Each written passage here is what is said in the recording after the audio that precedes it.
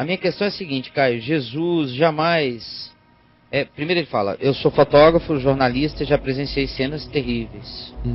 Né? A minha questão é a seguinte, Jesus jamais cogitou coisa alguma sobre homossexuais. Inclusive sempre esteve em meios e com mulheres e prostitutas, né? Você disse também.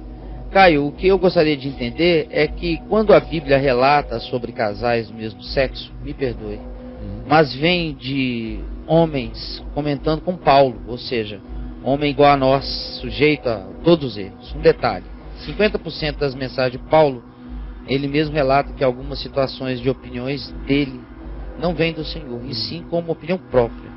Meu amigo, se você puder esclarecer isso para mim, fico grato. Já esclareci 1 bilhão de vezes, mas vou assim, rapidinho mesmo, cansada mesmo, porque eu já falei demais sobre esse assunto.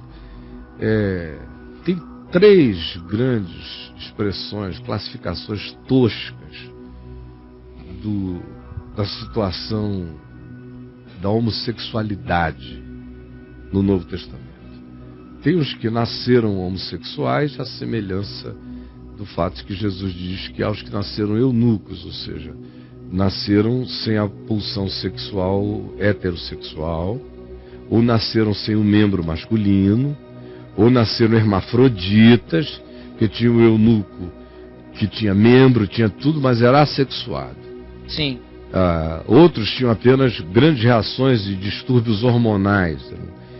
Tinham membro, mas também tinham seio, tinham outras coisas. Eram anomalias, eram genéticas, eram hormonais. Nasciam eunucos. Assim como alguns nascem com outros tipos de anomalia. Não dá para eu chamar a condição homossexual de outra coisa a não ser de anomalia, me desculpem. Porque não foi assim desde o princípio. No princípio Deus criou macho e fêmea. Então é anômalo não ser macho e não ser fêmea. Uma anomalia. Como é anômalo nascer cego de nascença. Como é anômalo 1 bilhão de outras coisas. Existem anomalias. Passaram a surgir cardos e abrolhos. Passaram a surgir disfunções naturais crescentes na natureza, diz o livro de Gênesis. Então, voltando aqui a ele. A primeira situação do Novo Testamento é esse, que nasceu eunuco ou gay, nasceu cego de nascença, nasceu algo, nasceu.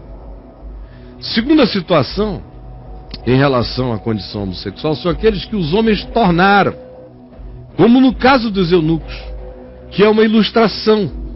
Como no caso dos eunucos, eu não estou dizendo que gay é eunuco é gay, eu estou dizendo que é como no. São semelhantes demais as situações para não ser uma referência importante para essa discussão. Jesus disse a alguns que os homens fazem eunuco. Quem foram esses? Foram castrados, pequenininhos, eram escravos, foram castrados, foram cevados, foram engordados, foram anomalizados por intervenção tirânica de terceiros. Assim como a gente é o que eu chamo no caso dos gays de trauma-gateizado. Que é o cara que desde pequenininho foi abusado, usado, não teve outra vida a não ser de abuso. Chegou aos 14 anos, toda a heterogeneidade dele é gay, porque ele foi usado e abusado por pai, por tio, por irmão, por irmã, sei lá por quem, por uma multidão como a gente vê. Ele nunca desenvolveu outro sentimento, outra pulsão. Ficou enraizadamente condicionado. Aí nesses casos eu digo, em algumas situações, eu vejo pessoas conseguirem deixar de ser. Às vezes nem mais para conseguirem ter relações heterossexuais normais. Conseguem fazer uma parada, uma sublimação por alguma razão. Mas não conseguem frequentemente assumir o padrão heterossexual original antes do trauma. Alguns poucos conseguem não só assumir, mas viver totalmente livres e bem.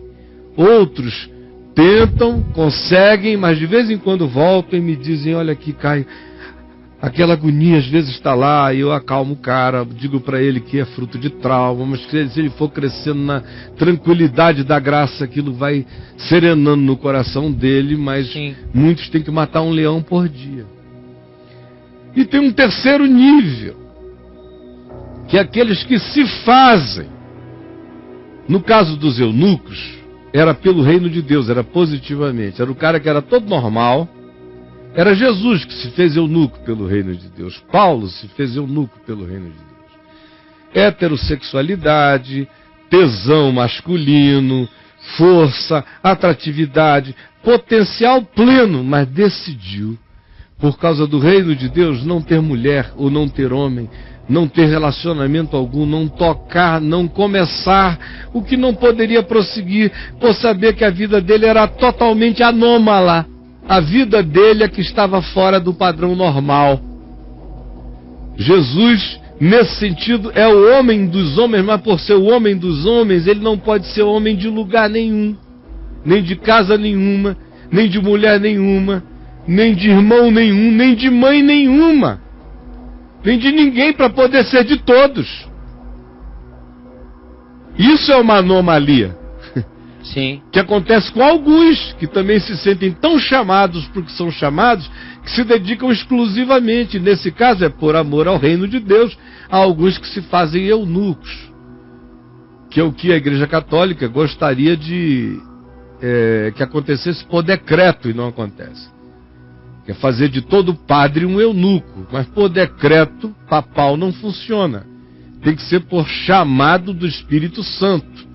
Do contrário, é pecado, diz Paulo, escrevendo aos Tessalonicenses, é pecado proibir o casamento, é uma heresia contra a natureza também proibir o casamento, o celibato obrigatório. Então, do ponto de vista da homossexualidade, existe nesse terceiro grupo, é onde surgem os gaysistas. Primeiro caso, o cara nasceu, é uma condição. No segundo caso, é um trauma. Virou uma condição psicológica a ser tratada com todo carinho, amor, respeito e consideração.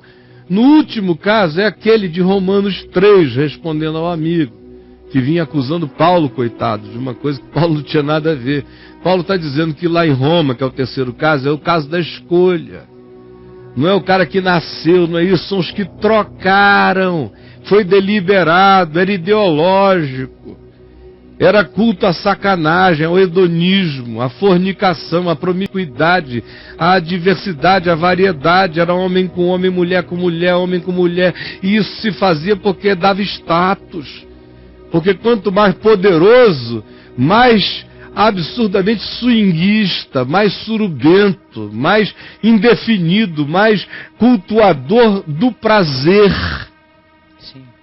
E ali Romanos 1 está descrevendo isto. Esta idolatria, este culto ao homem pelo homem, ao prazer do homem pelo homem. Não está falando das angustiazinhas, das pessoinhas que estão ali gemendo, sofrendo, massacradas. Não está falando de nada disso, está falando da escolha. Está falando de César, está falando de Calígula, está falando de Nero, está falando de Tibério e os seus peixinhos. Está falando dos tarados todos de Roma, do Senado. Está falando do que Roma se tornou como uma grande puta cósmica nos dias de João e de Paulo, uma grande meretriz nojenta. É disso que ele está falando. Então, por favor, entendam a Escritura, entendam Paulo, entendam os contextos e entendam a natureza humana, para não pecarem nem contra Deus, nem contra o próximo.